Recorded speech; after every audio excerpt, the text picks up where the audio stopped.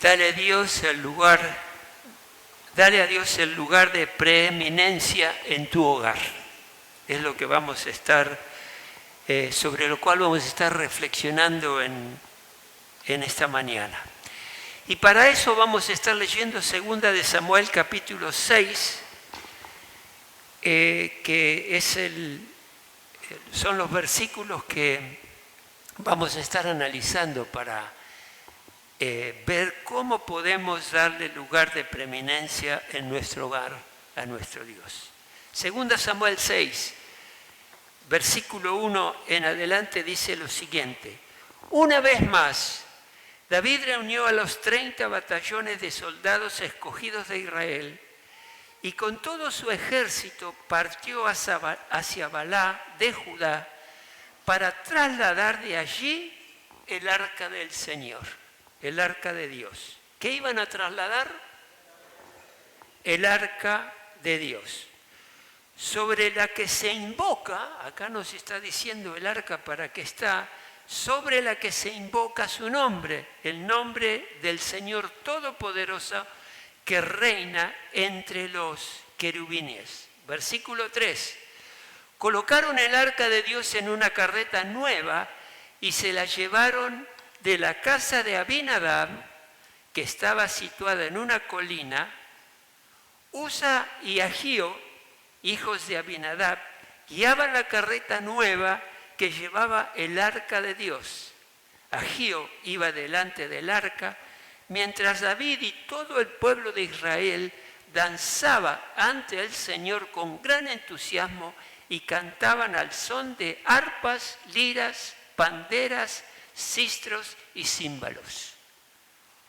Al llegar a la parcela de Nacón, los bueyes tropezaron, pero Usa, extendiendo las manos, sostuvo el arca de Dios.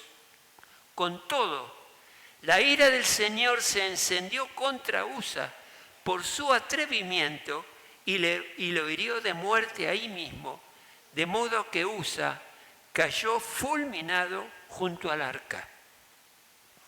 David se enojó porque el Señor había matado a Usa, así que llamó a aquel lugar Pérez Usa, nombre que conserva hasta el día de hoy. Aquel día David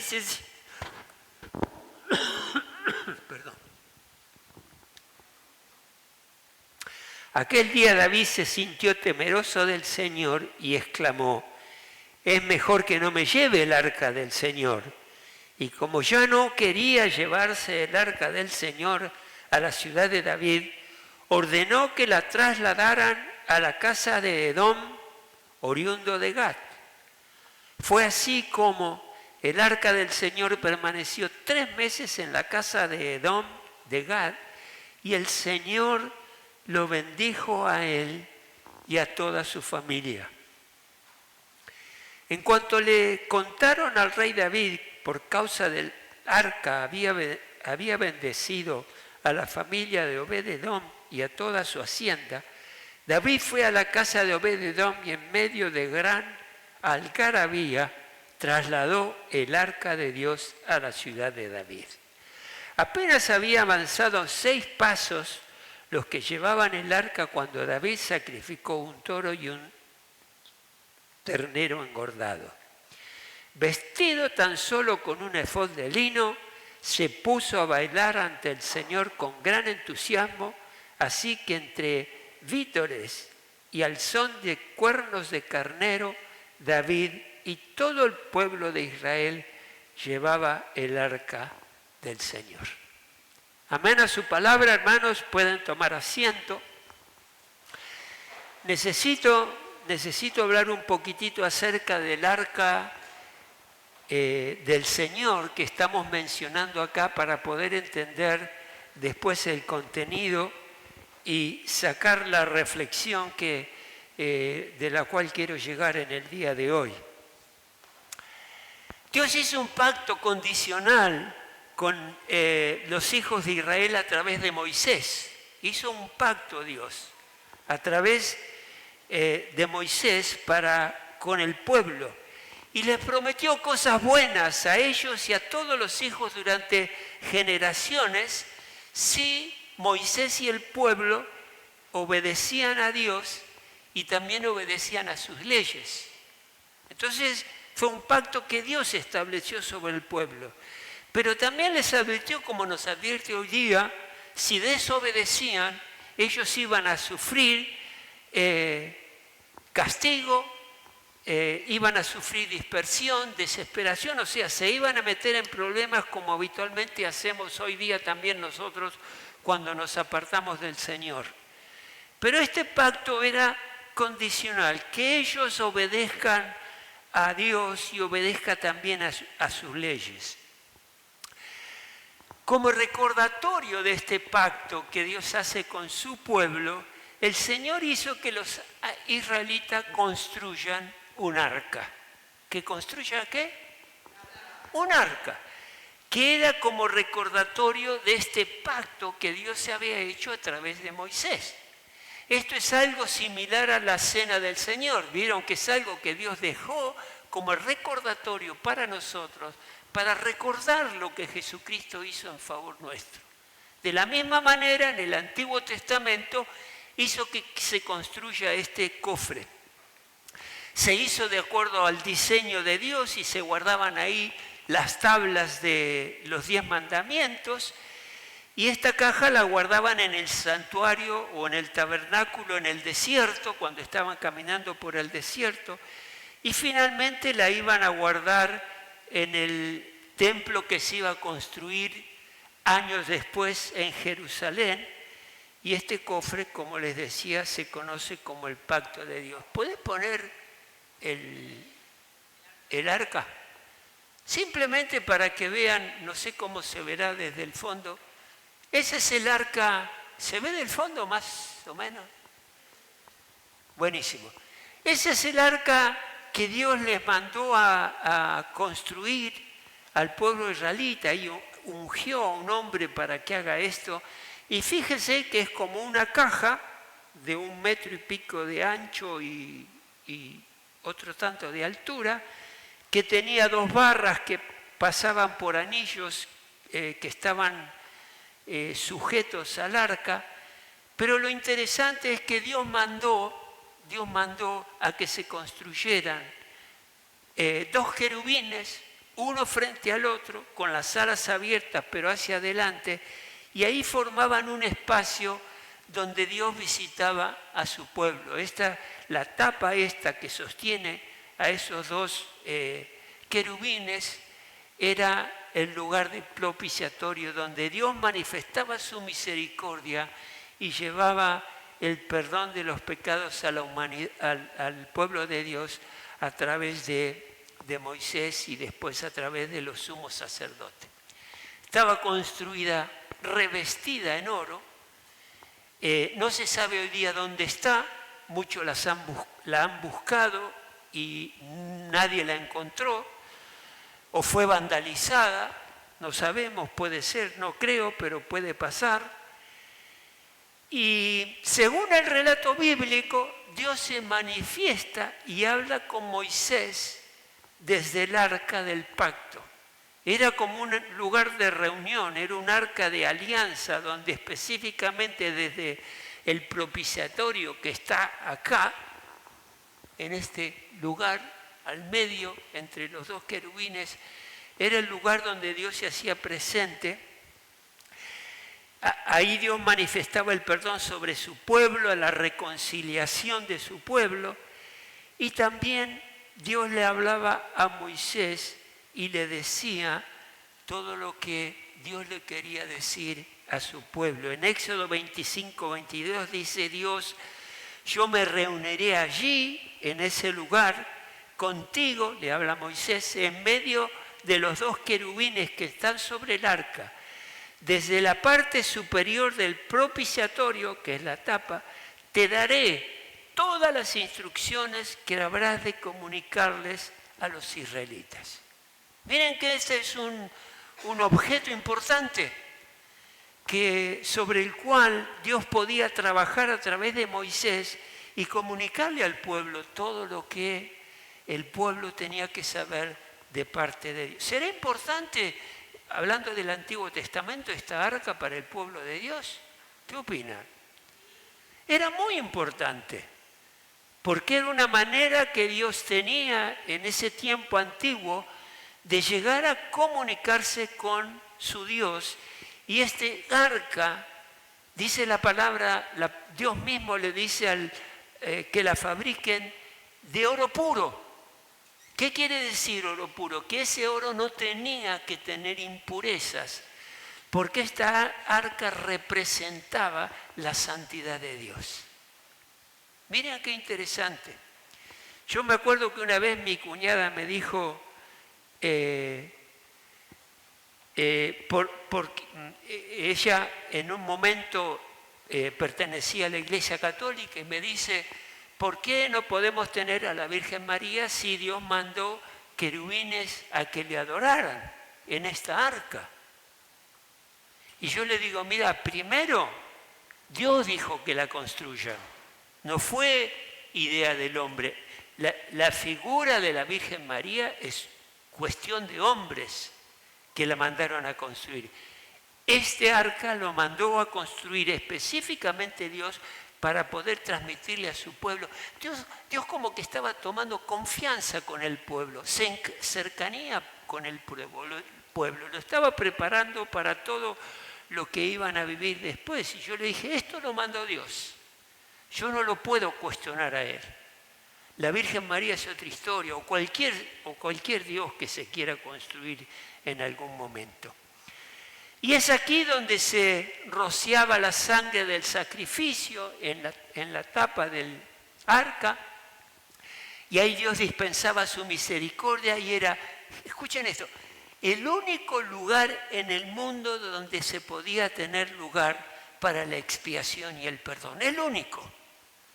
No había otro lugar donde este evento podía tomar lugar. Muy contrario ahora que a través de nuestro Señor Jesucristo tenemos salvación y vida eterna y tenemos perdón de nuestros pecados. Pero en ese momento era el único lugar.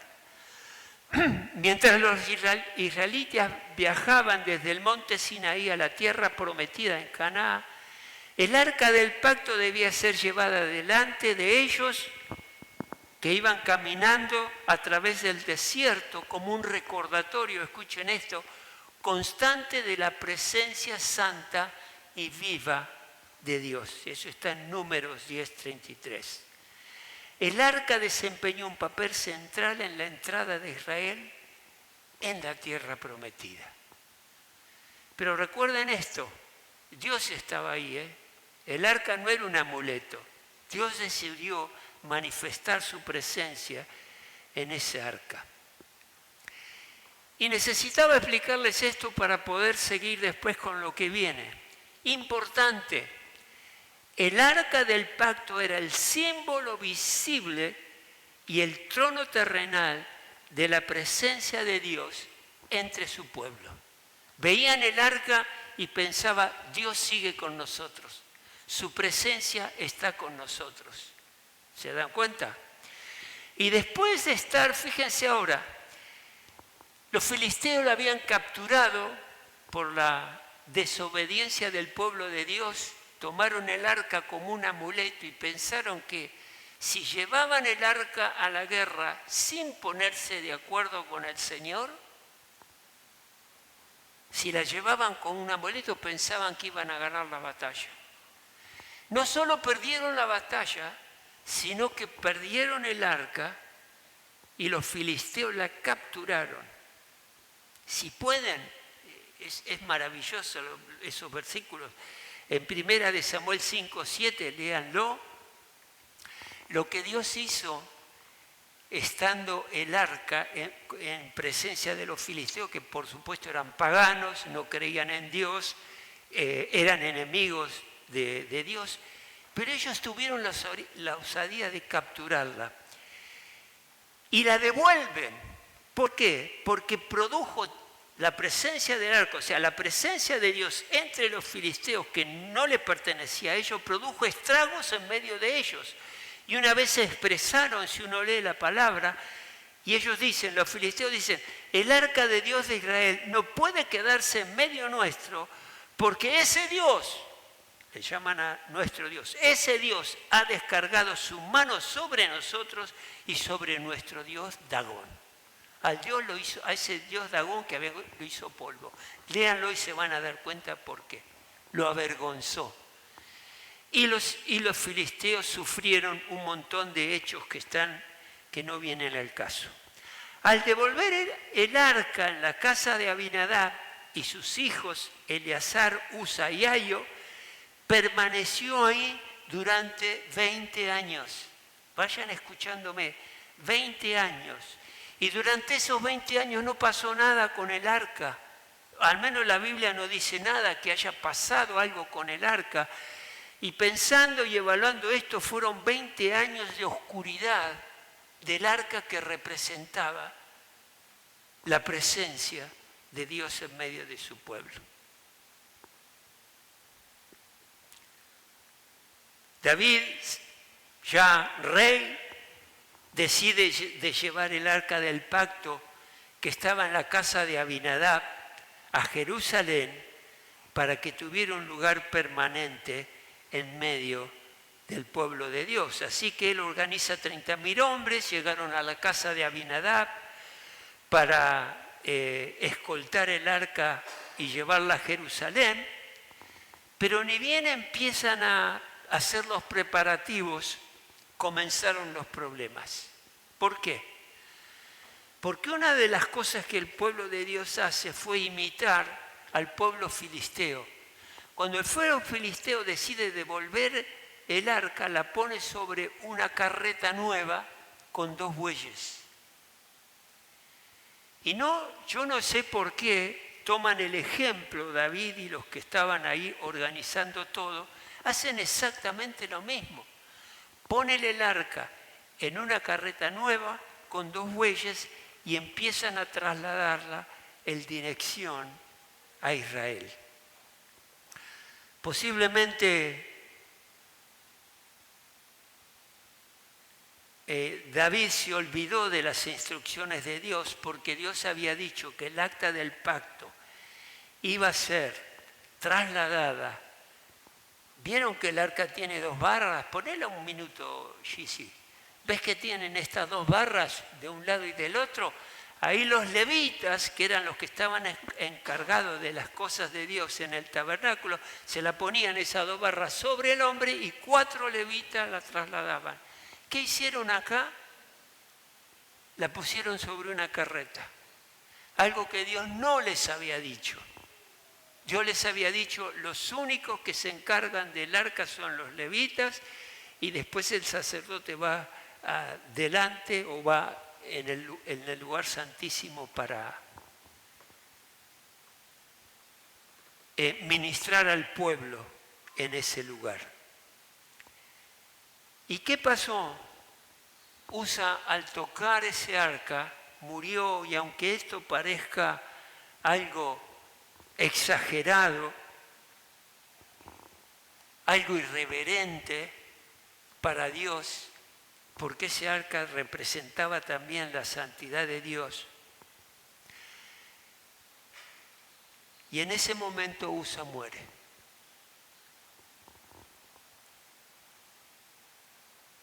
David en ese momento se ve tocado, dice, pensaba él que a raíz del deseo él de trasladar esta arca hizo que la ira de Dios caiga sobre el pueblo de Israel.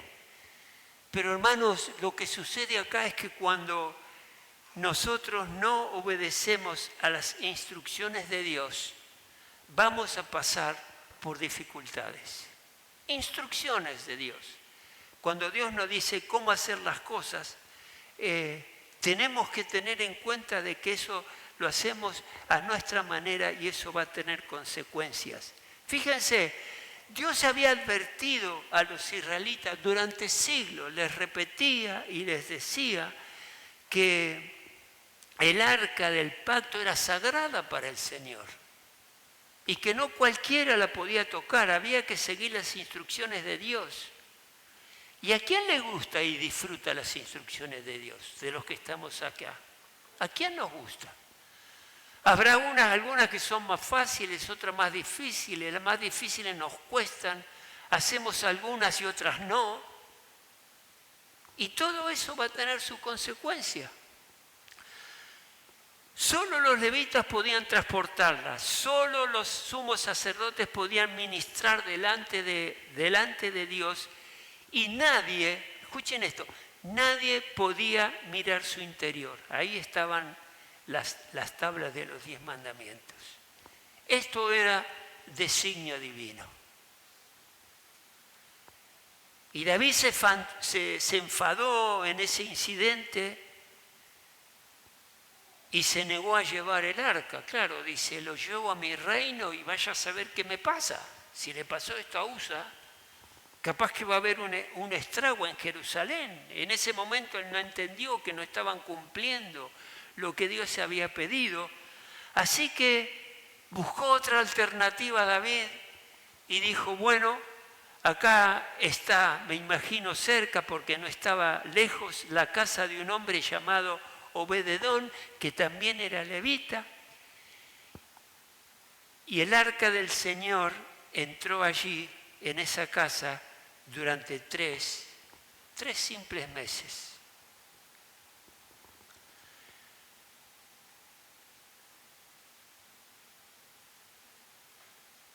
Durante los 3 meses que el arca estuvo en posesión de Obed-edom, fíjense, el Señor bendijo a Obed-edom y a toda su casa. El arca había estado 20 años en la casa de Abinadab y ahora en 3 meses dice la palabra de Dios que Obed-edom fue grandemente bendecido por la presencia del arca en su casa. Ahora, ¿quién bendijo a Obed-edom? El hombre de la casa y a toda su familia. ¿Quién fue que lo bendijo? Fue Dios, no fue el arca, No fue el arca, fue Dios. Porque acá claramente les estoy diciendo, el Señor bendijo a Obed-edom y toda su casa en Primera de Crónicas 13. Podemos deducir de esto que Obed-edom era un hombre temeroso de Dios y mostraba el debido respeto al arca que Dios había mandado construir, a diferencia de Usa, que pudo haberse familiarizado demasiado con el arca mientras permaneció en la casa de su padre durante 20 años. Familiarizado. Escúchenme esto. ¿Qué sucede con la familiaridad? ¿Qué problemas puede traer la familiaridad con las cosas de Dios? El concepto de familiaridad, ¿de dónde viene? De familia, ¿verdad? ¿Qué pasa en la familia? Bueno, no sé, mis padres, mi mamá y mi papá tuvieron 4 hijos, yo soy uno de los 4 hijos, y en casa nos veíamos continuamente, hablábamos seguido, comíamos juntos en la mesa, íbamos a la iglesia juntos, con mis hermanos jugábamos juntos y había esa familiaridad que muchas veces hace que perdamos los detalles de las cosas. ¿Se dan cuenta? Y en otras palabras, la familiaridad es acostumbrarse a algo. Yo estaba acostumbrado a mi mamá, a mi papá, a mis hermanos, a cómo se movía cada uno, y al punto que ya no percibimos características o importancias de cada uno, porque nos estamos viendo continuamente. Básicamente es acostumbrarse a algo y por ello, ¿saben qué sucede? Se pierde el valor de las cosas.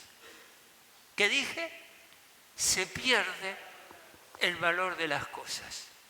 Y claro, Usa, junto con su hermano y su papá, tenían el arca ahí 20 años, que estaba ocupando, no sé, posiblemente un lugar en el living. La tenían ahí y la veían todos los días.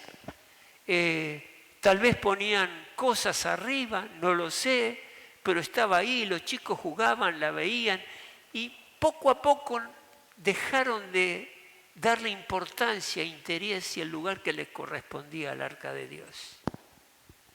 Y por eso Usa, cuando vio que el arca podría caerse, porque en realidad dice la palabra que fueron los bueyes los que se tropezaron, no el arca podía seguir tranquilamente bien. A mí me encantaba andar a caballo y un tío mío tenía sulque y caballo. Y una vez el caballo, era un potrillo, un petizo, se tropezó, pero el carro siguió andando, no se fue al suelo. De hecho, acá, según Dios, y lo podemos entender, Usa como que estaba muy familiarizado con algo que él no supo valorar. Y a pesar de conocer el destino mortal de Usa, Obed-edom recibió el arca y no demostró ningún temor. Él sabía que Usa había muerto a raíz del arca, que los filisteos la habían desechado y habían tenido estragos en sus vidas. Eso no lo tuvo en cuenta, no demostró ningún temor, ningún reclamo, no expresa que iba a correr algún peligro, y como hombre piadoso, Obed-edom no tenía nada que temer. Y ahí me viene la palabra que dice en Proverbio 3:5, confía en el Señor de todo corazón y no en tu propia inteligencia. La inteligencia de Usa, ¿qué podía haber dicho? De Obed-edom. Si uno murió porque tocó el arca, si tantos tuvieron problemas a través del arca, yo no la quiero tener. Pero él era un hombre de Dios, confiaba en el Señor de todo corazón. Y dice, reconócelo en todos tus caminos y Él allanará tus sendas. Cuando busco a Dios de corazón. Es posible considerar que tener el arca en su casa era un gran honor, no una molestia, y Dios recompensó la actitud de Obed-edom. Y saquemos algunas conclusiones. Obed-edom no se alejó del arca por miedo, sino que la recibió con el debido respeto, lo que resultó en beneficios espirituales y materiales para él y para su familia. Recordemos que el acta era el recordatorio de la presencia santa y viva de Dios en el lugar donde el arca estaba. Por eso te invito a darle la bienvenida a Dios en tu hogar, así como Obed-edom lo hizo cuando recibió el arca, siendo consciente de que la presencia de Dios lo estaba visitando. Dale la bienvenida a Dios en tu hogar sin restricciones. No permitas que se cometan pecados en tu hogar, que se hable mal, que haya pleitos. No lo permitas. Que entren personas que van a traer conflictos a tu casa. No lo permitas. Y si en algún momento tus hijos, tu hijo o tu hija quiere traer al novio a tu casa para que se quede en la noche, no se lo permitas. Guarda tu hogar, cuídalo, respeta a Dios y Él te va a bendecir grandemente. La historia también nos enseña sobre la importancia de estar dispuesto a ser un canal para la presencia de Dios, aún en circunstancias difíciles. Papá, sé el sacerdote de tu casa. Mamá, acompañá a tu esposo y sean el canal de la presencia de Dios en su hogar. Establezcan reglas claras en su hogar. Hijos, obedezcan a sus padres y ayúdenlos. Hablen con ellos. No se callen. Tengan comunicación en el hogar. Y sepan que los padres están para ayudarlos, para bendecirlos y para ayudarlos a tener un encuentro genuino con Dios. La historia de Obed-edom enseña que honrar y abrazar la presencia de Dios transforma los hogares. Y esto fue una de las cosas que a nosotros, a mi esposa y a mí como familia, nos entusiasmó, nos impactó. Saber de que tener la presencia de Dios, respetar la presencia de Dios en nuestro hogar, hacía toda la diferencia para nuestra casa. Obed-edom le recibió al arca con reverencia y en solo 3 meses Dios bendijo radicalmente su vida, su familia y todas sus posiciones. ¿Qué quiere decir? Que generacionalmente los hijos y los hijos de Obed-edom, lean la Biblia en esta parte de 2 Samuel, fueron grandemente bendecidos.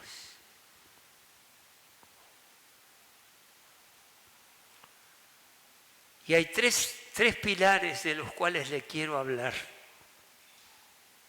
Y uno es este: determina claramente tu actitud.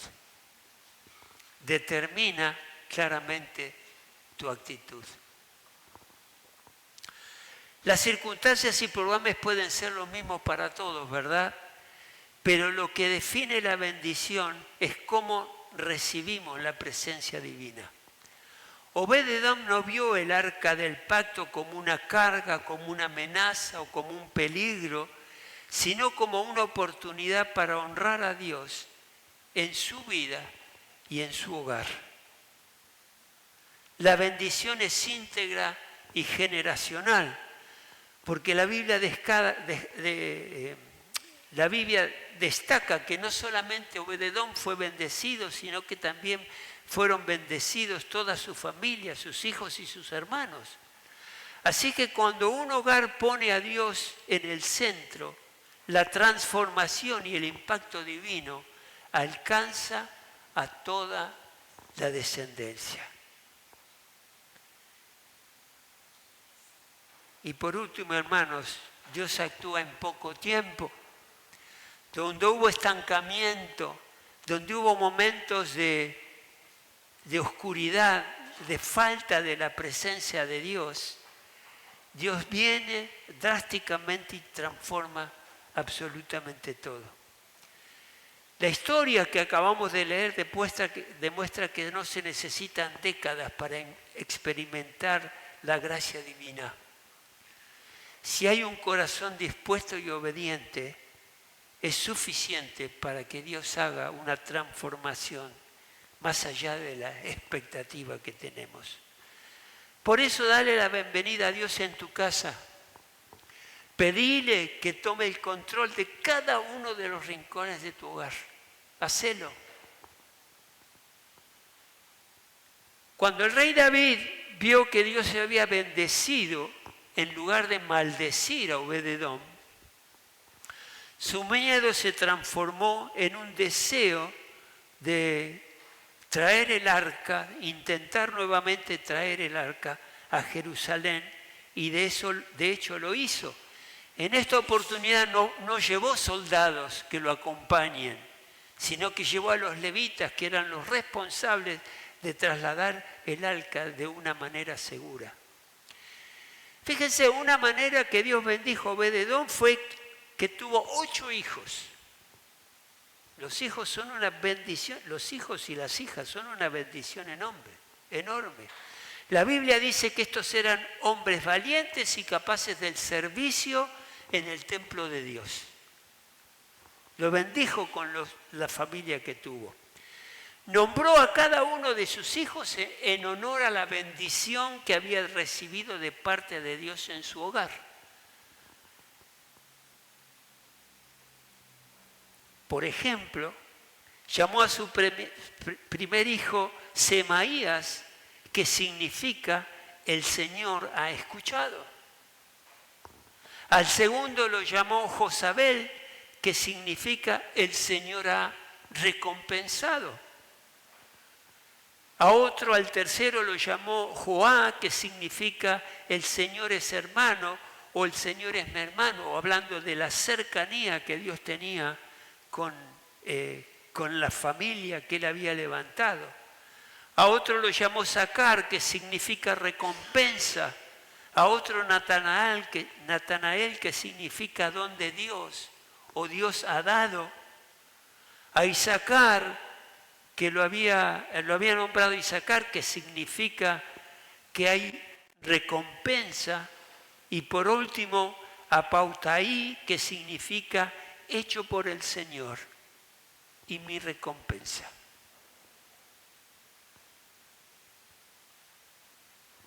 Qué importante es diseñar, planificar, tener un hogar bajo la cobertura y la presencia divina de nuestro Dios. Es tremendo, es tremendo.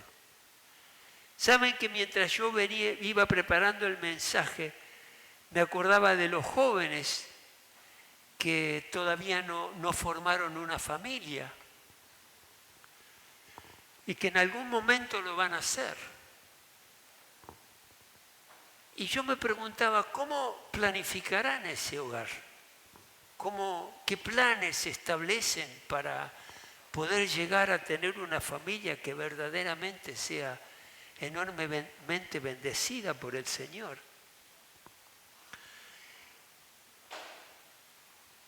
Una de las cosas, jóvenes, mujeres y varones, que en un momento van a definir, formar ese hogar, les recomiendo encarecidamente que no sea que formen su familia con una persona que no conoce a Dios. Van a correr un riesgo enorme que el día de mañana lo pueden lamentar mucho. Porque ese va a ser un hogar donde la presencia de Dios va a ser difícil que se establezca en integridad, porque va a haber uno de los dos que lo va a rechazar. Eso es planificar mal un matrimonio. Es equivocarse. Tampoco se adelanten ni empiecen a tener relaciones sexuales fuera del matrimonio, porque eso es una vez más rechazar la presencia de Dios en ese hogar, si es que se llega a concretar. No lo hagan, porque eso tiene consecuencias. Dios nos da instrucciones a los hombres y mujeres que conocemos a Dios, que seamos obedientes a lo que Él nos pide, y Él nos pide que nos mantengamos en santidad. Hagámoslo. Él pide también que el hogar sea formado entre personas que se conocen, que aman a Dios, que son discípulos de Jesucristo. Y es ahí donde tenemos que formar nuestro hogar.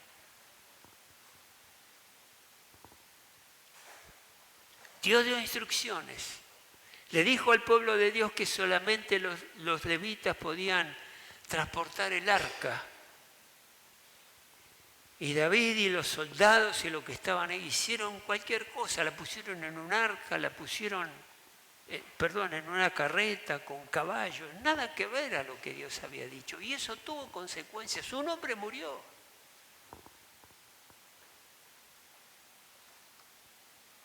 Obed-Edom es un ejemplo para nosotros de que Dios conoce perfectamente tu corazón y mi corazón. Y sabe qué corazón es de Dios y cuál no es de Dios. Él lo sabe. Y por ahí te podés preguntar, ¿y cómo es que esto puede suceder? Que Dios sepa cómo está mi corazón o no. Bueno, en 2 de Crónicas 16:9 dice: el Señor recorre con su mirada toda la tierra. El Señor recorre con su mirada toda la tierra y está listo. O sea que ya viene preparado el Señor. Está listo para ayudar a quienes le son fieles.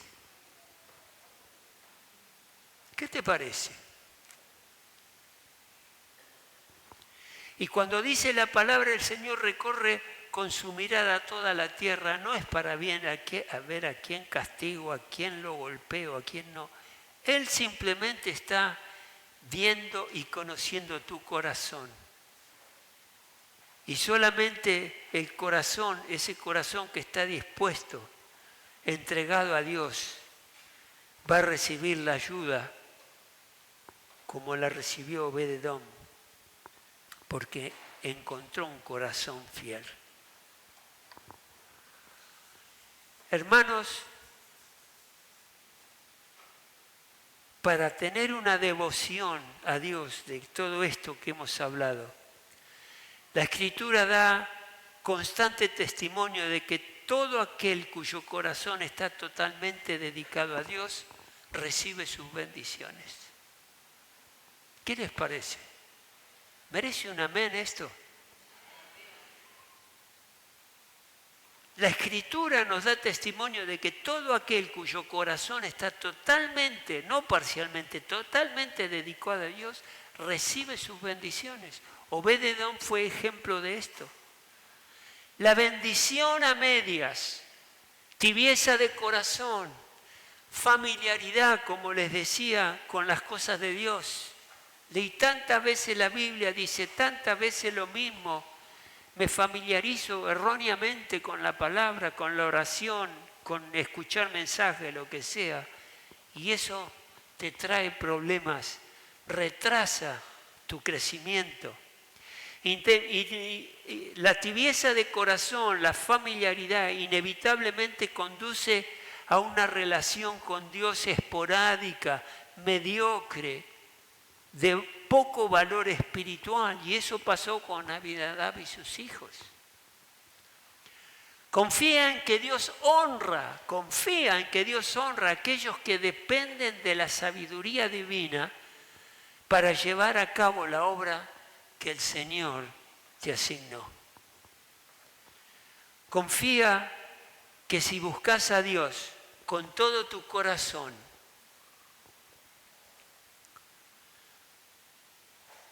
de seguro lo vas a encontrar. Confía.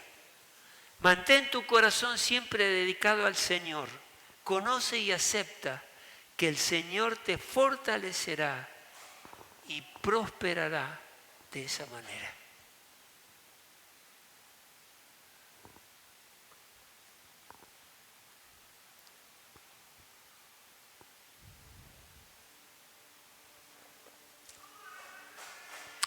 ¿Cómo vas a tomar esta palabra que te estoy dando?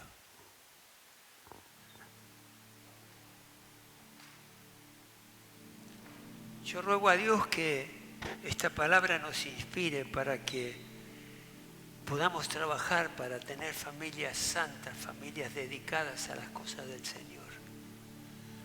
Hay muchas cosas que puede distraer una familia, muchas decisiones que se pueden tomar que afectan la calidad de vida espiritual de nuestros hijos.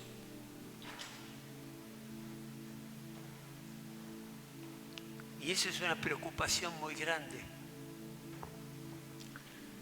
Ellos pueden, sin papá, sin mamá, pueden entretenerse de una manera extraordinaria.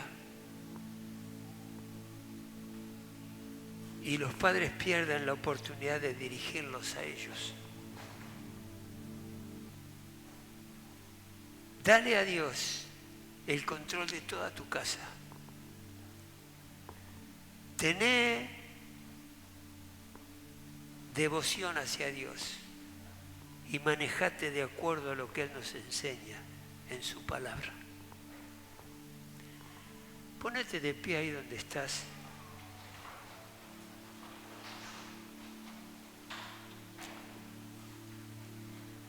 Hermanos, yo quiero invitarte, hermanas, quiero invitarte a hacer una declaración de fe.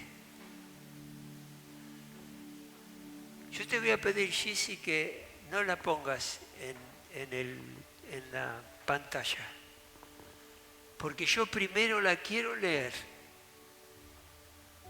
y declararlo si estás de acuerdo con lo que te propongo. Si no, fíjate por qué no lo podés repetir.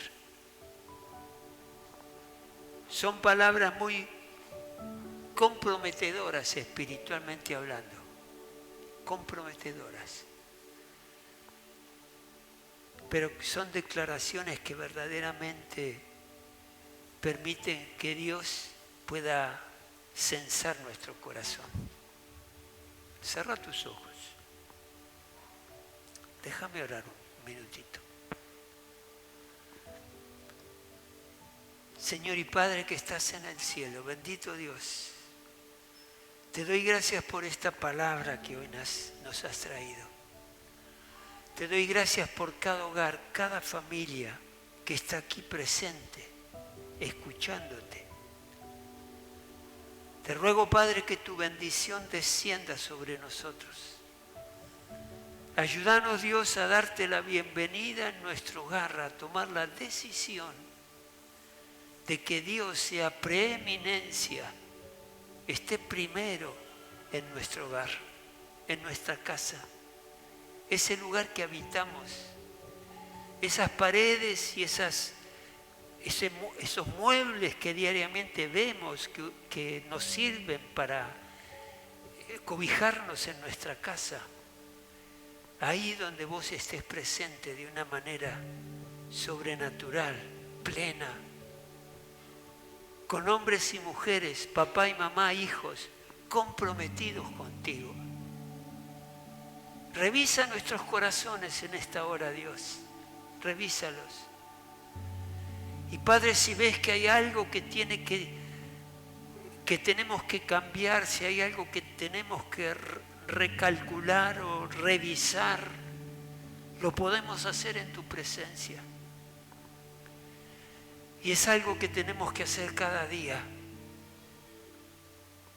cada mañana. Te doy gracias por cada familia aquí presente, porque yo sé que trabajan y tratan de que seas el Rey de Reyes y Señor de Señores en sus hogares. Pero Dios, si hay cosas que cambiar, cosas que mejorar, conductas que hay que eliminar y reemplazarlas por otras conductas que están de acuerdo a tu voluntad, que así sea, que así se hagan.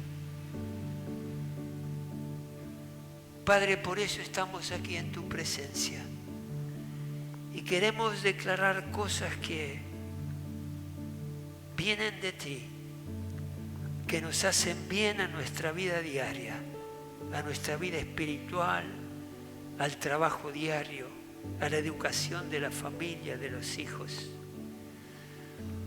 Queremos ser como ese hombre, Obed-edom, que supo, con todos los riesgos aparentes que había de recibir el arca y recibir la presencia de Dios a través de ella, que tu entrada en nuestro hogar sea incondicional.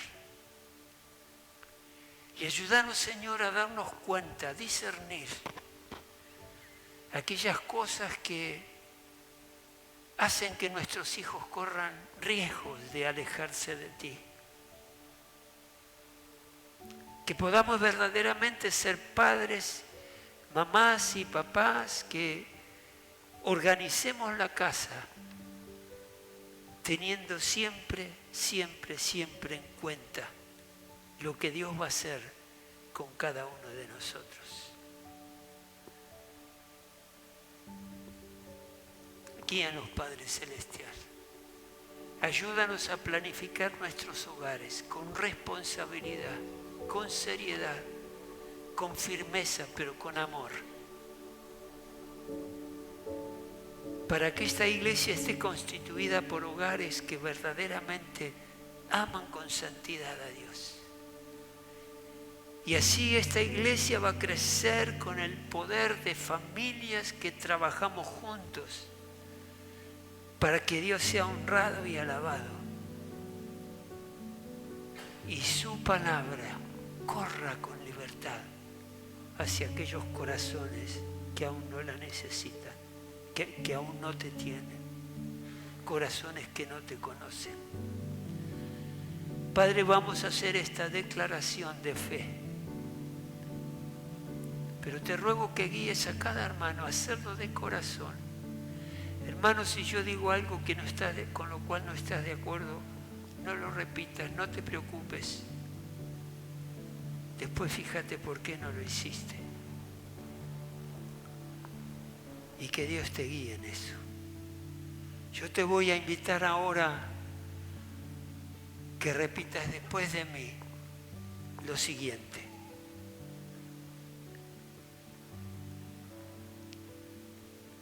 Señor, te reconozco en todos mis caminos. Te pongo a vos, Señor, en el centro de mi hogar. Confío en que Dios me honra, porque dependo de la sabiduría divina. Mantendré mi corazón siempre dedicado a Dios. Y de esta manera el Señor me fortalecerá y prosperará. No acepto la derrota. Cada fracaso lo transformaré en un trampolín para mejorar. Dios es el Dios de la verdad, justo y recto. En Él no hay ninguna maldad. El Señor es fiel y Él me fortalecerá y protegerá del maligno. La fidelidad de Dios garantiza mi seguridad. Esta palabra es fiel. Si morimos con Él, también viviremos con Él. Si sufrimos, también reinaremos con Él. Si lo negamos, también Él nos negará.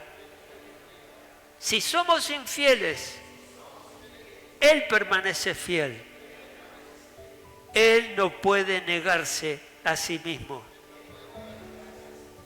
Permaneceré fiel a lo que Jesucristo me enseñó. Soy creyente porque me someto al señorío de Cristo como la autoridad suprema de mi vida. Soy creyente porque he renunciado a mi autonomía y me he sometido al señorío de mi Señor Jesucristo. Tomo hoy la responsabilidad de cuidar el rebaño que Dios me dio en mi hogar y en mi iglesia. Señor, confío y declaro que así como ayudaste a Obed-Edom y a tantas familias en el Antiguo Testamento, hoy me prosperás a mí. Hoy me llevas de victoria en victoria.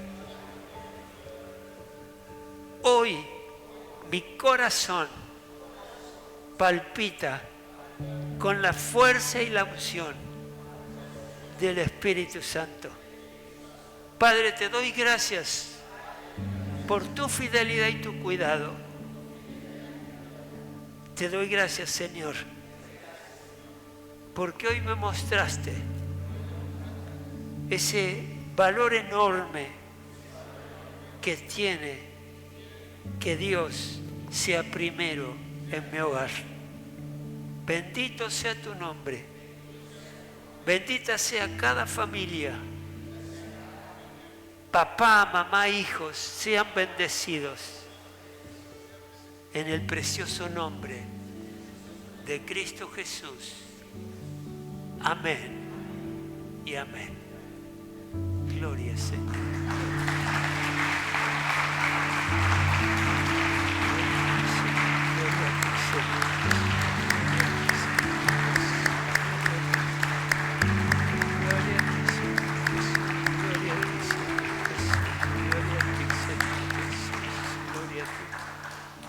Levantamos las manos al cielo. Señor y Padre nuestro, bendigo ahora cada mano levantada, cada brazos elevados al cielo, en señal de bendición, en señal de que recibimos todo lo que viene de nuestro Dios, lo recibimos para nuestro bien. Espíritu Santo, llénanos. Llénanos a cada uno de nosotros. Llena nuestras manos con tu bendición para bendecir a otro. Llena nuestra mente con tu palabra, Señor, para recordarla cada momento, en cada situación, y actuar en base a lo que vos nos has instruido. Gracias, Padre, porque sos un Dios de paz, un Dios de misericordia, un Dios de grandeza, un Dios justo, un Dios que ha determinado cosas que sabés que son buenas para nosotros. Ayúdanos, guíanos y fortalécenos para cumplir cada una de tus instrucciones. Padre, yo bendigo esta iglesia con toda bendición del cielo. Y ahora al retirarnos, Padre, acompáñanos y acompáñanos no solo esta tarde, ahora hermanos van a estar yendo al Carmen, bendecilo grandemente. Bendecí a esos niños que con tanta ilusión se juntan para tener un tiempo agradable para ellos, juegos, comidita, pero también la palabra de Dios. Que penetre sus corazones, que penetre sus corazones. Porque vemos tanta necesidad en esos hogares, en esas casas. Necesidad de Dios, principalmente de ti. Por eso Dios bendecía a cada niño y que ellos sean portadores de la bendición a sus hogares. Bendecía a todos y cada uno de los maestros que van a estar yendo, Señor, y bendecílos, guíalos. Los que van al Carmen, levanten sus manos. Ahí. Señor, unge estas manos para que cuando acarician, saludan o tocan la cabecita de los niños, tu bendición descienda sobre ellos, tu gracia descienda sobre ellos, para que la presencia del Espíritu Santo en esas criaturas los cuide y los proteja de toda mano extraña, de todo aquel que les quiera hacer daño. Defiéndelos de ellos, Padre, defiéndelos. Líbralos de toda mano extraña, sea conocida o desconocida, líbralos. Y guardalos de todo mal. Tienen muchos ejemplos que son feos alrededor de ellos. Pero Padre, de alguna manera sé que sus mentes y sus corazones ignoren, olviden todos esos malos ejemplos. Y que ellos puedan ser resguardados por ángeles que los acompañan. Bendecimos los hogares de estos niños y declaramos y creemos que sus padres pronto te conocerán, Dios. En el nombre de Jesús. Y Padre Dios del cielo, ayúdanos a cada uno de nosotros para ser portadores de tu evangelio, portadores de tu evangelio y de las buenas nuevas de salvación. Llénanos con tu gracia y tu amor. Ahora al volver a casa y que podamos tener una semana bendecida, próspera y felices. En el precioso nombre de Jesús. Amén.